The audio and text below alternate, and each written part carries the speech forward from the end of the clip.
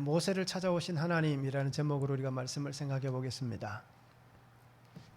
배가 여객선이 부두에 다가갑니다. 그래서 여객선이 이제 부두에 닿았습니다. 그러면 그 여객선에 타고 있던 이제 승객들이 배가 부두에 닿으니까 다 내리는 거 아니겠습니까? 그런데 승객들 중에 한 여자분이 배에서 내려서 이렇게 가야 되는데 발을 헛디뎌서 그만 물에 빠지고 말았습니다. 그래서 사람들이 어떻게 합니까? 물에 급하게 뛰어드는 사람은 없습니다. 그런데 사람들이 소리를 칩니다. 도움을 주려고 막 소리를 치면서 안타까워서 어떻게 하나 막 그러고 있습니다. 그런데 그 소리를 듣고 선원이 뛰어내려옵니다. 그런데 선원이 뛰어내려왔는데 이 선원이 물속에 들어가지 않는 겁니다. 그런데 이 여자분이 물에 빠져서 어떻게 됩니까? 한번 들어갔다 나오고 물속에 폭 잠깁니다. 그 다시 올라옵니다. 그럼 막 발버둥을 치다가 또 한번 이렇게 빠져 들어갑니다. 2번까지 그렇게 했습니다. 그런데도 그것을 보고 있던 선원 또 사람들은 아무도 뛰어들지 않습니다. 그냥 안타까워만 하고 있습니다. 그런데 3번째 여자가 이렇게 올라왔다가 다시 물속에 싹 빠져 들어갑니다. 그때서야 그것을 지켜보는 선원이 재빠르게 물속에 뛰어 들어가서 그 물속에서 여인을 구출해냅니다. 자, 이것을 보고 있던 사람들, 자기는 뛰어들지 못했던 사람들이 그 선원을 향해서 막 이렇게 여러 가지 소리를 냅니다. 비난하는 사람도 있고요, 잘했다는 사람도 있고. 그런데 비난하는 소리가 참 많았습니다. 그러면서 왜 빨리 안 들어가서 이 여인을 이렇게 힘들게 만들었느냐라는 그런 의미에서 사람들이 비난을 합니다. 자, 우리 같으면 어떻게 할까요? 물속에 빠진 사람을 보고 바로 뛰어들어야 될까요? 아니면 이 선원같이 이렇게 시간을 두어야 될까요? 우리가 요즘은 다 이렇게 배웠잖아요. 그죠? 예전에는 물에 빠지면 사람들이 급하게 뛰어들어서 빠진 사람도 죽고 건지려고 물에 들어갔던 사람도 죽고 했습니다. 근데 요즘은 그것을 잘 알다 보니까 이 선원같이 어떻게 합니까? 사람이 물에 빠져서 그죠? 지쳐서 더 이상 자기 힘으로 아무것도 할 수 없을 때까지 그냥 둡니다. 우리가 이런 건 이제는 잘 압니다. 그래서 선원이 그렇게 얘기합니다. 사람들이 비난하는 소리를 듣고 그렇게 얘기합니다. 물에 빠져서 살겠다고 발버둥 치는 저 여인을 구하기 위해서 나보다 더 힘센 사람, 어떠한 장사든지 물에 들어가면 저렇게 살겠다고 발버둥 치는 사람에 의해서 다 같이 그 힘에 휘말려서 죽고 만다라고 얘기합니다.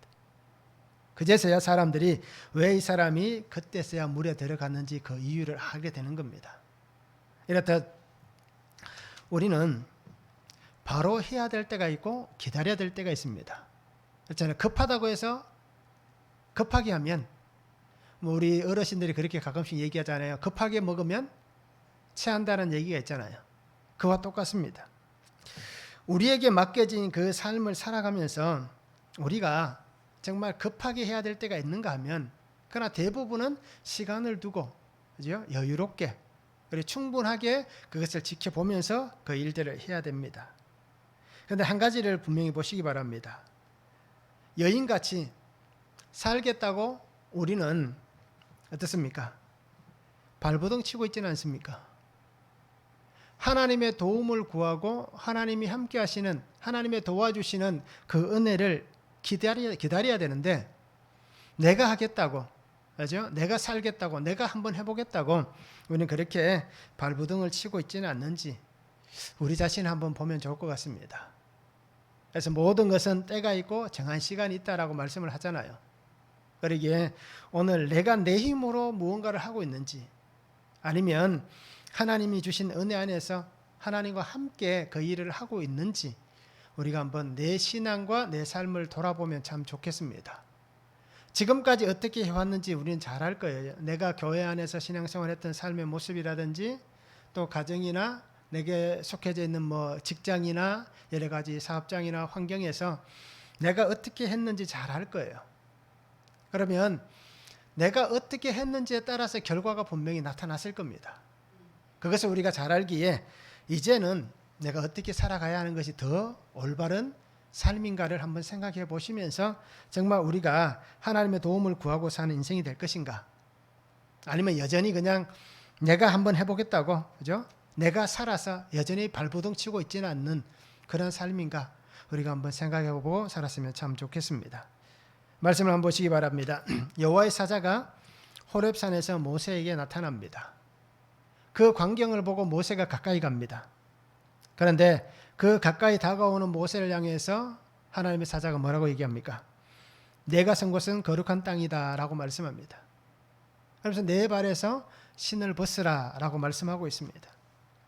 자, 이스라엘의 고통을 보신 하나님께서 모세를 어떻게 합니까? 내가 너를 보내겠다 라고 말씀하시면서 그를 부르고 있습니다.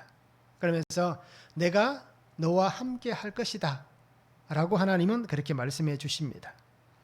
자, 모세를 찾아오신 하나님께서 첫 번째는 내 발에서 신을 벗으라 라고 말씀합니다.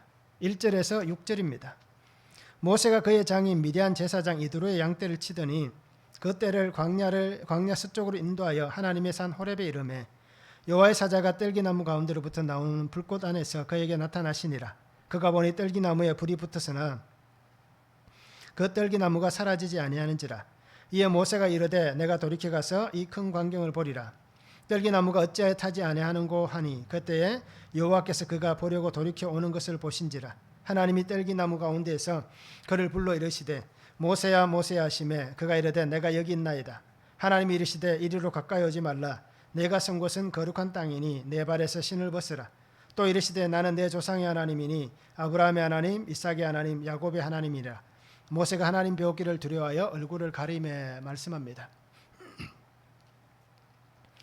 모세가 광야로 나온 지 한 40년이 흘러갑니다.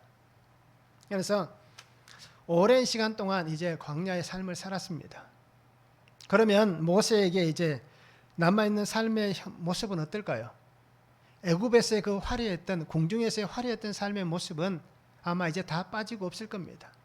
그래서 40년이라는 시간 동안 이제 그는 그냥 평범한, 어떻게 보면 보잘것없는 누추한 그러한 모습으로 살아가고 있습니다. 그러면서 여전히 장인의 양떼를 치고 있습니다. 그러니까 40년 동안 어떻습니까? 그 광야에서 그냥 대릴 사위가 되어서 그렇게 살아가고 있습니다. 그러면서 그는 어떻게 보면 작은 평화 속에 살아가고 있다라고 볼 수 있습니다. 미디안에 정착한 이 모세입니다. 그리고 40년이라는 시간 동안 이제 더 이상은 애굽에서의 일들을 기억하지 않는, 또 그 삶을 그리워하지 않는 그러한 모습이었다라고 생각해 볼 수도 있습니다. 아니면 반대로 40년이 지났음에도 여전히 그죠? 그 애굽을 그리워하고 또 가족이라든지 형제들을 그리워하는 그 마음이 남아 있을 수도 있었을 겁니다. 이 두 가지의 마음이 분명히 모세에게 있었을 겁니다. 왜요? 우리와 똑같은 사람이니까. 자, 이 모세는 오늘 말씀해 보니까 어떻습니까? 양떼를 치고 있습니다. 그래서 양떼를 이끌고 풀이 있는 곳마다 그렇게 이동을 합니다. 그러다가 마침내 호렙산에 이르게 되었다라고 말씀합니다. 자, 오늘 성경에 보면 광야라고 얘기를 합니다. 이 광야라는 히브리어는 미드바르라는 단어를 쓰는데요. 이 단어에는 세 가지 뜻이 있습니다. 첫 번째는 목초지라는 뜻이 있습니다. 그러니까 광야인데 풀이 있다라는 얘기입니다. 그리고 또 한 가지는 아무도 살지 않는 곳이라는 뜻이 있습니다. 그리고 세 번째는 또 이 광야를 오아시스, 물이나 아니면 사람들이 사는 도시, 마을, 그것이 포함되어져 있는 넓은 지역을 가르칠 때에 광야라고 얘기합니다. 그래서 우리가 볼 때 그 유대 광야라는 말을 표현을 많이 쓰잖아요, 성경에서. 바로 그것이 이렇게 뭐 물도 있고 마을도 있는 큰 지역을 나타낼 때에 이렇게 광야라는 표현을 쓰고 있다라는 것입니다. 그래서 여기에 나온 이 광야, 이스라엘 사람들이 쓰는 이 광야의 의미는 그러니까 복합적인 의미입니다. 때로 어떤 곳에는 풀이 있고 어떤 곳에서는 물이 있고 어떤 곳은 사람들이 존재할 수도 있고 또 어떤 곳에는 정말 사막과 같은 광야 같은 황량한 곳이 있는 그러한 지역 전체를 얘기합니다. 그러니까 이 어떻게 보면 땅의 크기가 작다라고 얘기하는 게 아니라 굉장히 넓은 범위의 땅을 그렇게 광야다라고 표현을 합니다. 그래서 모세는 이 광야, 어떻게 보면 이 넓은 지역에서 그죠? 양떼를 치면서 그렇게 이동을 하고 있습니다. 그런데 그 땅에서 이동하다가 드디어 호렙산에 이릅니다. 그런데 놀라운 광경을 발견합니다. 호렙산에 이르렀을 때 아마 이 모세가 이전에도 이곳을 다녔을 겁니다. 40년 동안 양떼를 치면서 호렙산에 한 번도 안 가진 않았을 겁니다. 그 안에 있는 자기들이 이동할 수 있는 지역이기 때문에. 그러면 이 호렙산을 아마 수차례 방문했을 겁니다. 그곳에서 양떼를 먹였을 겁니다. 그런데 오늘 특별히 놀라운 광경을 보게 됩니다. 그게 어떤 광경입니까? 하나님의 사자가 임하는 장면을 봅니다.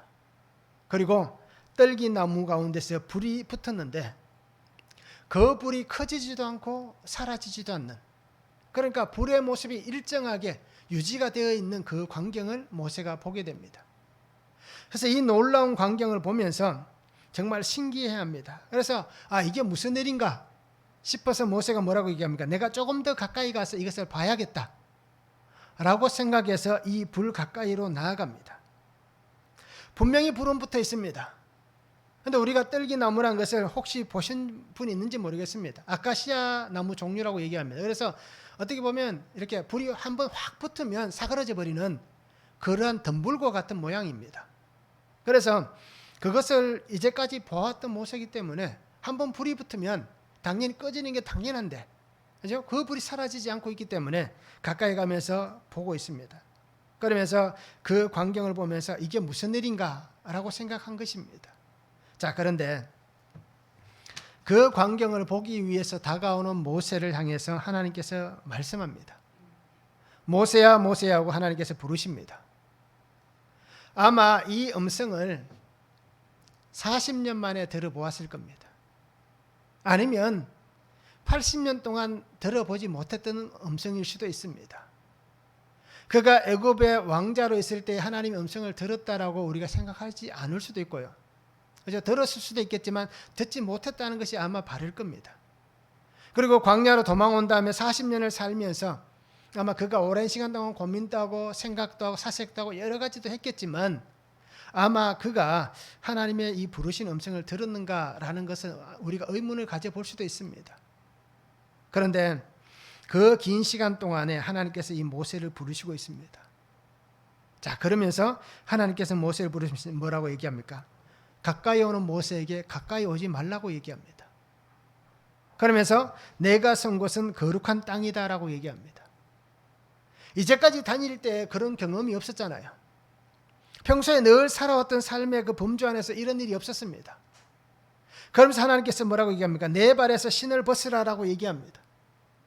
오늘 우리가 사는 삶의 자리도 마찬가지입니다. 우리가 늘 살아가는 그 자리가 하나님께서 임재하셔야만 거룩한 땅이 되고, 내가 하나님을 믿는 성도이지만 나의 속에 하나님이 임재해 주셔야만 내가 거룩해지는 겁니다. 평소에는 우리가 거룩하지 않을 수 있습니다.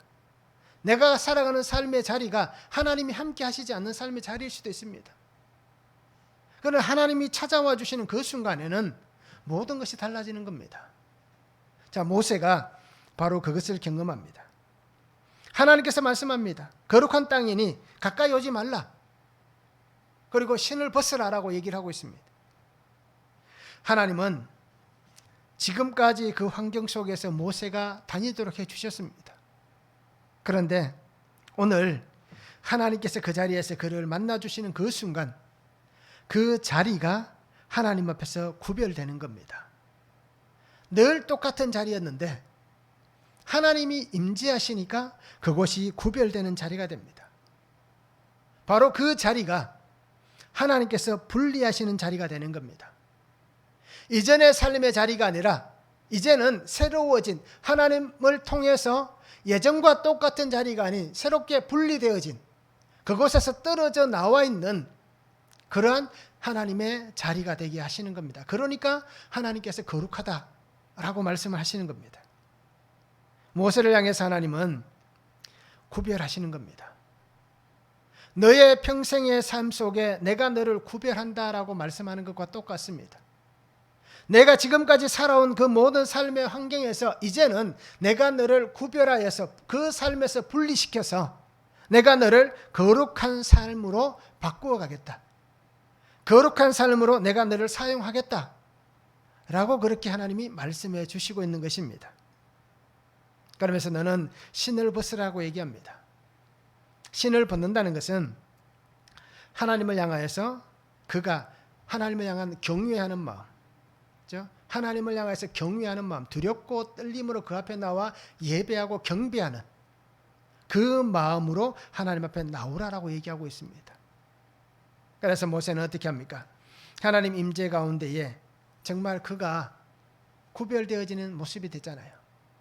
세상에서 그가 분리되어지는 삶이 됩니다. 자, 이렇듯 하나님의 임재하신 그 은혜로 우리가 살아갑니다. 나에게 찾아와 주신 하나님이 계십니다. 예수님이 나를 찾아와 주셨습니다. 나는 구별되어졌습니까? 나는 분리되어져 있습니까? 어떻습니까?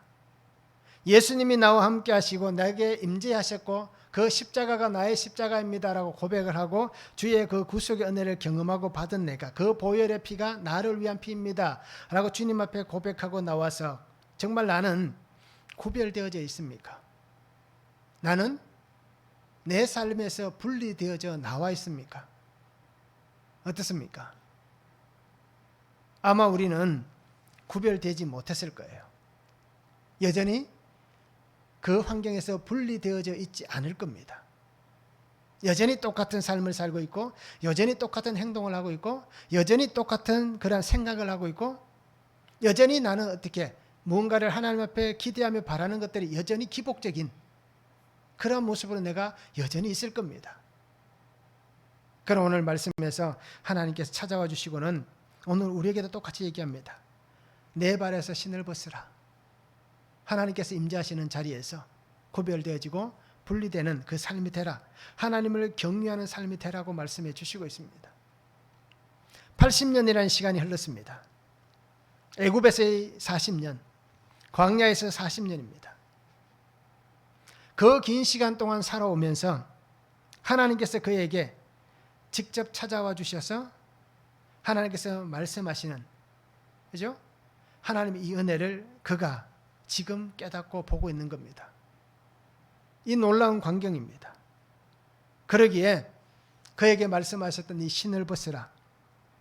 그의 삶의 모든 것을 이제 벗어내라 라고 말씀하시는 그 하나님 앞에 이전의 삶이 아닌 이제는 변화되고 새로워지는 삶이 돼야 됩니다.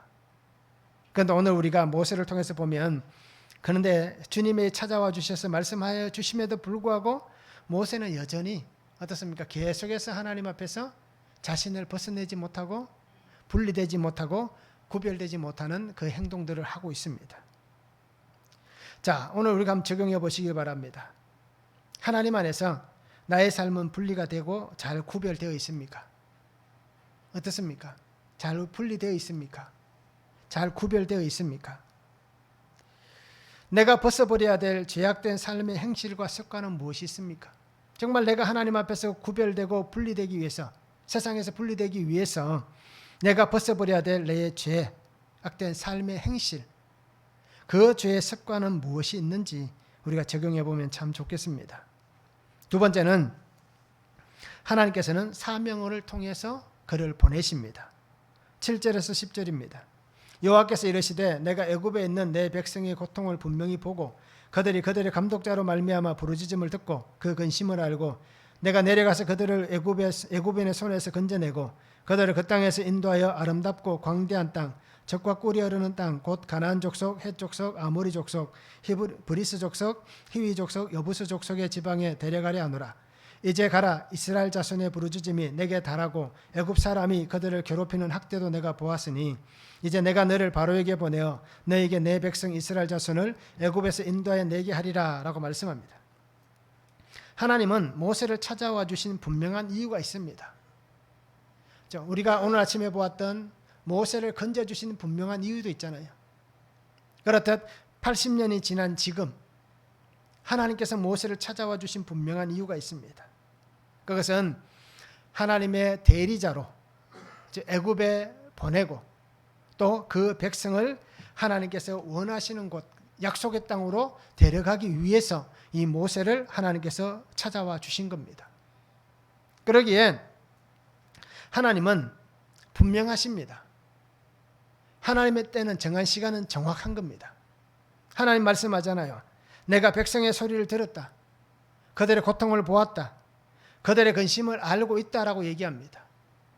그러니까 400년, 430년이라는 시간이 지나가면서 그 백성은 하나님을 향한 믿음, 신앙이 어떻습니까? 점점 옅어졌지만 그런데 하나님은 여전히 그들과 함께하고 계시고 그들을 알고 계시고 그들을 인도하기를 하나님께서 원하고 계셨다는 겁니다. 그러면서 분명히 말씀하잖아요. 출애굽 2장 23절에서 25절에 정말 힘든 노동을 통하여서 부르짖는 소리. 우리가 이제 죽게 되었습니다. 이 고된 노동 때문에 하나님을 향해 부르짖습니다.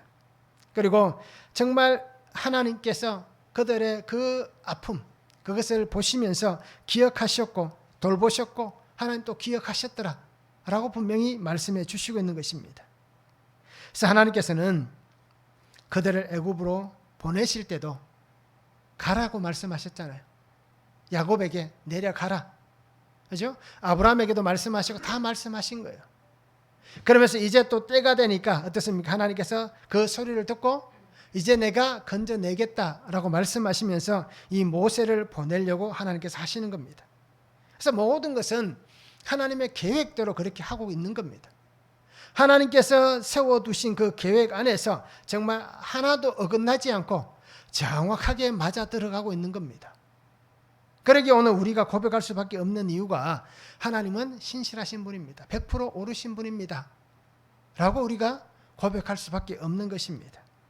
그래서 하나님은 그 백성을 가나안 땅, 젖과 꿀이 흐르는 땅으로 인도하기를 원하시고 그 땅이 정말 하나님의 약속의 땅이 되어서 하나님의 사람들에게 영원한 기업이 되기를 원하고 있습니다. 여기서 젖과 꿀이 흐른다라고 얘기하는 의미는 어떤 얘기입니까? 그 땅이 정말 하나님 주신 은혜 안에서 풍족한 땅이다라는 것을 비유로 그렇게 말씀해 주고 있는 것입니다. 그래서 하나님은 하나님이 정한 때를 위해서 모세를 지금 부르시고 또 그에게 찾아와 주셨고 그에게 말씀해 주시고 있는 것입니다. 그러기에 하나님은 하나님의 사람을 택하시면서 하나님이 직접 와주시는 겁니다. 아브라함을 택하실 때도 하나님 직접 만나 주셨잖아요. 이삭에게도 하나님이 직접 말씀해 주셨습니다. 야곱에게도 하나님께서 어떻습니까? 베델에서 직접 만나 주셨고 말씀해 주셨잖아요. 자, 이렇듯 오늘 모세에게도 하나님이 직접 찾아와 주시고 하나님께서 직접 하나님의 권능을 계속해서 보여주시고 있는 것입니다. 하나님은 가장 적합한 때에 가장 확실한 방법으로 하나님의 사람을 보내시는 겁니다. 그리고 오늘 우리 성도님들이 잘 생각하시기 바랍니다. 내가 있는 자리에 그 자리는 하나님이 나를 보내신 곳입니다. 우리 가정에 나를 두신 이유는 하나님이 보내신 겁니다. 그죠? 내가 이 사람을 만난 것도 이 남편을 만나고 이 아내를 만난 것도 하나님이 보내신 겁니다. 나는 욕심에 끌려서 그죠? 세상에 그 눈이 팔려서 아니면 내가 원하는 그것을 이루기 위해서 내가 그 사람을 택한 것 같지만 실제로 그렇게 택했지만 그런데 하나님은 악을 선으로 바꾸사 어떻게 하십니까? 나를 그곳에 보내셨다라고 우리에게 고백하게 하시는 겁니다. 그러기에 우리가 살아온 모든 날들이 하나님의 은혜다라고 고백할 수밖에 없는 이유입니다. 자, 하나님은 그 모세를 애굽에서 40년 시간 동안도 함께 해주신 겁니다. 그리고 광야의 40년의 시간 동안도 하나님은 끊임없이 모세와 함께 해주셨습니다. 모세는 알지 못했지만 깨닫지 못했지만 하나님의 음성을 듣지 못했지만 하나님은 끊임없이 모세를 양육하고 계셨습니다. 그러면서 하나님은 이제 그를 기뻐하시는 곳으로 하나님이 기뻐하시는 곳으로 그를 인도하고 계시고 있습니다. 그러니까 사명은 하나님께서 부여하시는 은혜의 고난입니다. 오늘 내가 받은 사명은 내가 원해서 내가 할 수 있다고 해서 받은 게 아니라 내가 받은 사명은 하나님께서 부여해 주신 은혜의 고난입니다. 하나님 주신 은혜입니다. 이것이 나의 사명입니다. 또 사명은 하나님의 마음을 정확하게 나타내는 겁니다. 내가 받은 사명은 내가 있는 그 자리에서 정확하게 하나님의 마음을 나타내는 것이고 하나님을 보게 하는 것이 나의 사명입니다. 그래서 나를 통해서 믿지 않는 사람들이 하나님이 계시는구나 라는 것을 볼 수 있도록 내가 그렇게 믿음 있는 자의 삶을 살아가는 것이 사명입니다. 사명은 끝까지 순종하는 것입니다.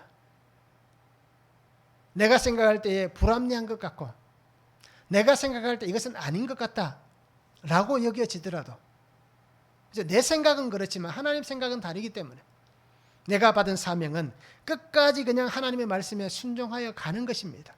이것이 사명입니다.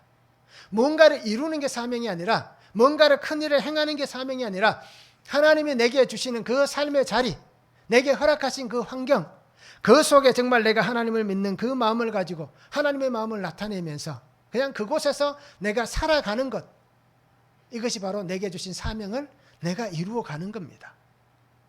그 위에 내게 부탁하신 것을 내가 하나씩 하나씩 이루어가면서 하나님을 향하여서 아름다운 건축을 해가는 것이 우리의 사명의 완성이 되어가는 겁니다.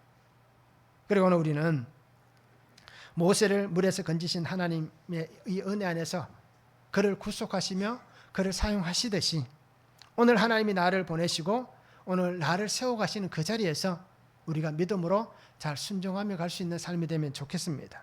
말씀 한번 적용해 보시기 바랍니다. 하나님께서 보시고 들으시고 알고 계신 나의 고난은 무엇입니까? 하나님이 알고 계신 내 고난은 무엇이 있습니까? 그 속에서 나는 어떻게 하나님 앞에 부르짖고 있습니까? 말씀을 한번 보시기를 바랍니다. 나의 사명은 무엇입니까? 내가 받은 사명, 그 삶을 내가 잘 살아가고 있습니까? 어떻습니까? 한번 적용해 보시기 바랍니다. 내가 받은 분명한 사명이 있습니다. 그러면 나는 그 사명을 정말 잘 살아가고 있는지 한번 적용해 보면 좋겠습니다. 세 번째는 반드시 너와 함께 하겠다라고 말씀합니다. 11절에서 12절입니다. 모세가 하나님께 아뢰되 내가 누구기에 바로에게 가며 이스라엘 자손을 애굽에서 인도하여 내리이까? 하나님이 이르시되 내가 반드시 너와 함께 있으리라. 내가 그 백성을 애굽에서 인도하여 낸 후에 너희가 이 산에서 하나님을 섬기리니 이것이 내가 너를 보낸 증거니라 라고 말씀합니다. 하나님의 부르심과 보내심, 그 속에서 모세는 이렇게 얘기합니다. 하나님, 내가 누굽니까? 내가 무엇이기에, 다윗의 표현같이 내가 무엇이기에, 그죠? 하나님, 내가 누구이기에 내가 바로에게 가고 이스라엘 자손을 애굽에서 인도하여 낼 수 있습니까? 라고 얘기합니다. 자, 이것을 우리가 표준 세번역에 보면 이렇게 얘기합니다. 제가 무엇이라고 라고 표현을 하고 있습니다. 내가 누구이기에, 내가 무엇이라고 라고 얘기하는 것입니다. 모세는 오랜 시간 동안 살아오면서 어떻습니까? 자기가 누구인지에 대해서 분명히 알게 된 겁니다. 어떻게 보면 참 이것이 이 광야 삶을 통해서 주신 하나님의 은혜였을 겁니다. 내가 누군지, 그렇죠? 애굽에서 그 화려함 속에 있을 때는 자신이 누구인지도 몰랐을 거예요. 그런데 이 광야에 있으면서 정말 내가 누군지에 대해서 아마 깊이 있는 고민이 있었고 그러한 물음이 있었을 겁니다. 그러기에 이 모세가 얘기하는 게 바로 그겁니다. 내가 누구이기에, 내가 무엇이기에. 결국 자기가 누구인지를 깨닫게 된 것입니다. 자기의 현재를 정확하게 직시하고 있습니다. 그리고 오늘 우리가 믿음 안에 살아가는 우리 성도님들이 내가 누구인지에 대해서 분명히 알아야 됩니다. 내가 나를 알려면 말씀을 알아야 됩니다. 내가 누구인지 알려면 말씀을 통해서, 그죠? 이 말씀을 읽으면서 내가 정말 하나님 앞에서 어떤 존재인지를 깨달아야 되는 겁니다. 그래야만 우리가 자신을 고백할 수 있습니다. 바울은 어떻게 고백합니까? 자기를 어떻게 고백합니까? 내가 죄인 중에 괴수다라고 고백을 하잖아요. 내가 정말 나쁜 놈인데 그 나쁜 놈들 중에서 최고로 나쁜 놈이 나다라고 바울은 그렇게 고백하는 거예요. 자, 그 고백을 모세는 이렇게 합니다. 내가 누구이기에, 내가 무엇이라고 이렇게 고백을 하고 있는 것입니다. 자, 화려함이 있고, 그죠? 옛날에 혈기가 가득하고 내가 다 할 수 있다고 여겼을 때는 어떻게 했습니까? 이 모세도 자기 힘으로 해결하려고 했잖아요. 백성을 도와주려고 했습니다. 그래서 우리가 모세가 했던 이 행동을 학자들마다 여러 가지 해석이 나오는데 이렇게 해석하는 부분도 있습니다. 아마 모세가 그 시대에 애굽에서 반란을 주도했을 것이다 라고 얘기를 합니다. 어떻게 보면 왕자가 사람 한 명 죽였다고 해서 도망갈 만한 일은 아니잖아요. 그런데 한 사람을 죽였는데 바로는 어떻게 합니까? 모세를 죽이려고 하잖아요. 그래서 그 부분에 대해서 해석하기를 아마 모세가 그 백성과 함께 지내면서 아마 반란을 주도하지 않았는가, 반란을 꿈꾸고 그것을 준비하다가 그것이 어떻게 보면 사고를 통해서 이것이 발각되지 않았는가라고 얘기를 합니다. 그러다 보니까 도망갈 수밖에 없었고 이 광야로 왔다는 겁니다. 자, 이렇듯 혈기가 있을 때는 내가 할 수 있다는 그 마음을 가지고 행동을 했습니다. 그런데 이제는 어떻게 됩니까? 이 광야에서 정말 쓸쓸한 인생이 되었습니다. 아무도 자기를 찾아와 주지 않고 누구와도 말벗이 되거나 함께 고민을 나누거나 함께 앞으로의 삶에 대해서 얘기할 만한, 더 나아가면 신앙에 관해서 함께 얘기를 나눌 만한 그러한 사람들이 존재하지 않는, 오늘 우리에게는 교회라는 공동체가 있지만 그에게는 그러한 신앙적 함께 모든 것을 나눌 만한 공동체가 없는 쓸쓸한 삶을 40년 동안 광야에서 살면서 그가 자기가 누구인지에 대해서 깊이 있는 물음을 아마 했을 것입니다.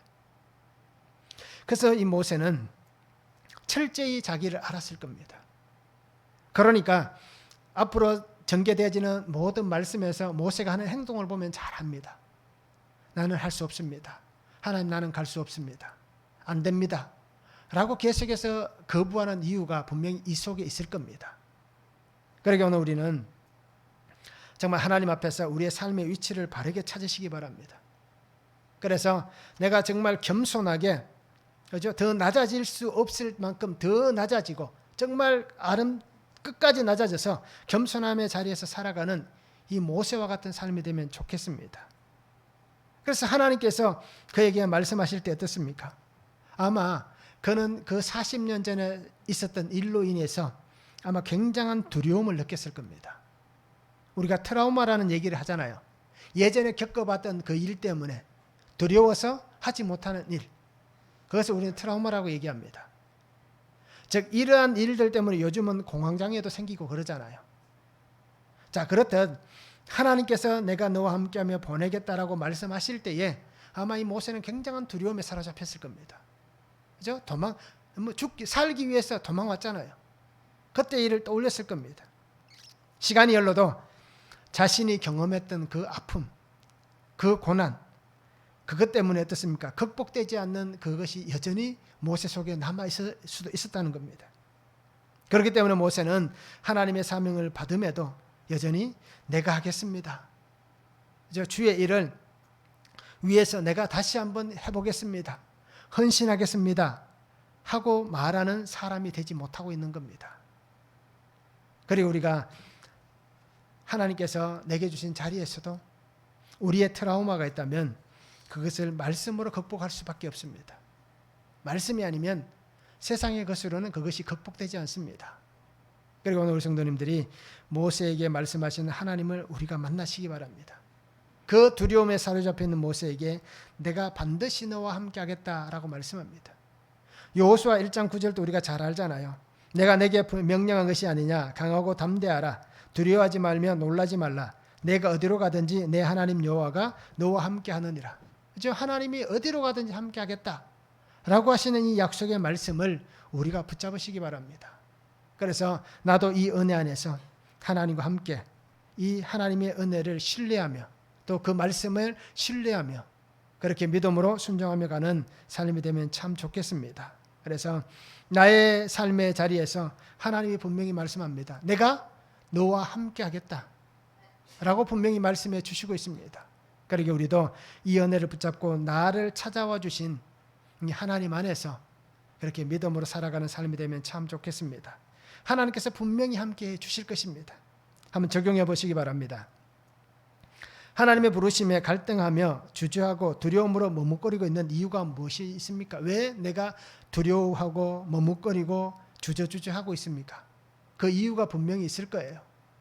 그것을 말씀 안에서 한번 적용해 보시기 바랍니다. 모세를 통해서 한번 적용해 보시기 바랍니다. 나에게는 무엇이 있는가?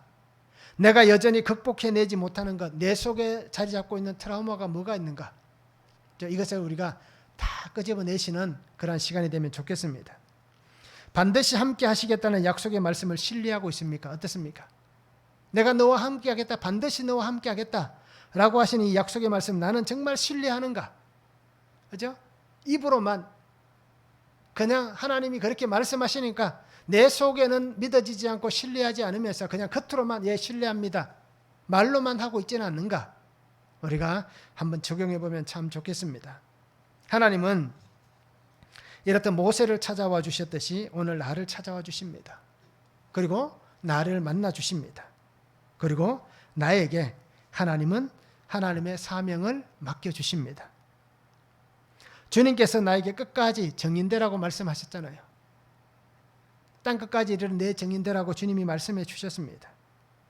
그러기에 오늘 우리는 내게 부탁하시고 명령하신 그 주님의 은혜를 따라서 정말 이 복음을 위한 사명자로 살아가시기 바랍니다.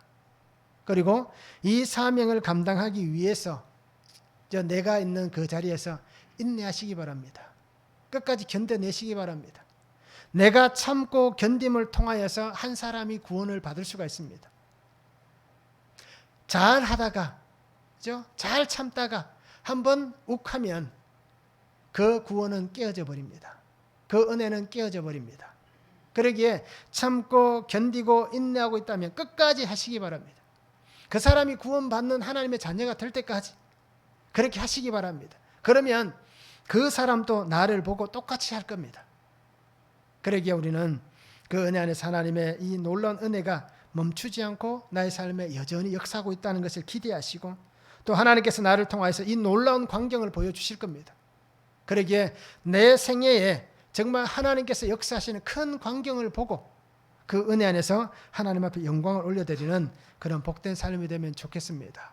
그리고 끝까지 주님께서 나에게 말씀하신 이 말씀을 잘 붙잡고 두려움 없이, 두려움 없는 이 신앙의 삶을 아름답고 복되게 살아갈 수 있기를 주님의 이름으로 축원합니다. 기도하겠습니다. 사랑의 아버지 하나님 감사합니다. 오늘도 주시는 말씀을 바라봅니다. 주 은혜 안에 살게 하시고 하나님 능력 안에 살아가는 귀한 은혜를 다하여 주시옵소서.